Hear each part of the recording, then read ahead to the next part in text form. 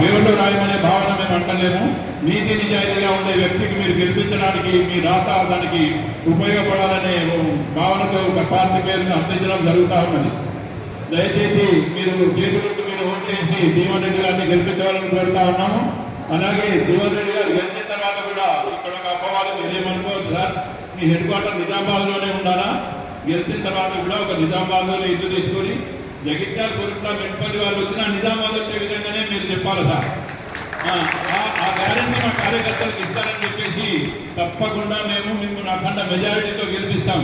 మా నియోజకవర్గానికి ఇంకొక బాధ్యత ఉన్నది, గురుతరమైన బాధ్యత. ఏంటంటే సార్ మనకు పార్లమెంట్ ఇన్ఛార్జ్, సుదర్శన్ రెడ్డి గారు మనకు పార్లమెంట్ ఇన్ఛార్జ్.